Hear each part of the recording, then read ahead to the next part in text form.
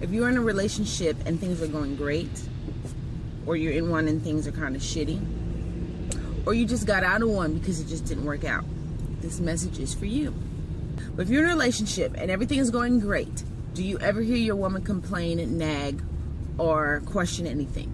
Of course not. Why? Because everything's fine.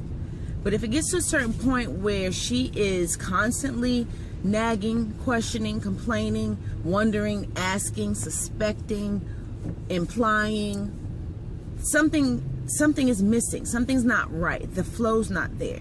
Now, a girl would just bitch and moan and complain, maybe even seek elsewhere.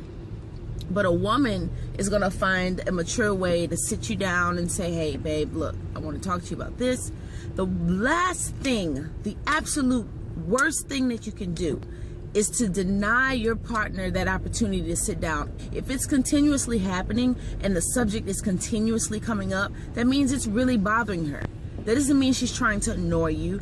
It's annoying to her that it's still a fucking issue. If you find yourself having these conversations or these arguments about the same thing over and over and over, that means that you're stuck in some type of cycle where you're continuously doing the same thing over and over and over. Now, don't get it twisted. You're not going to be able to provide and fulfill her every need and desire 24/7. But there's a way to determine whether or not you need to get your shit together, or if it's just a matter of her having a moment. And do not make them feel like they're doing something wrong by bringing it to your attention, because when they're not bringing it to your attention, mentally, they've moved on. And depending on the maturity level, physically, they may have moved on. And you're thinking, oh, finally they shut up. Finally, they're not saying anything about it.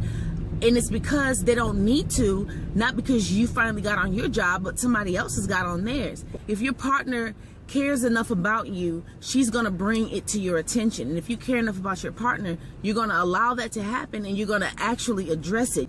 You have two ways of stopping her, preventing her from having these issues, from wanting to talk to you all the time and sit down and have discussions.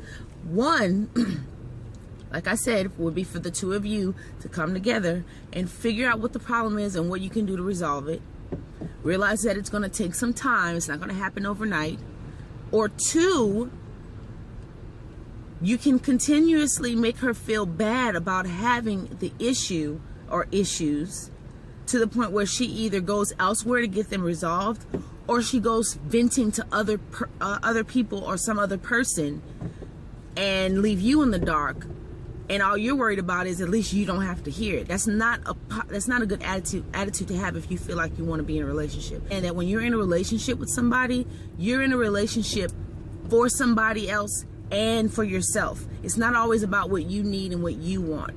If you're not in a good mood and you don't feel like doing blah, blah, blah, blah, blah, you need to express that to your partner, because your partner can't tell sometimes if you aren't in a good mood because you just had a bad day at work, or you aren't in a good mood because you're mad at your partner.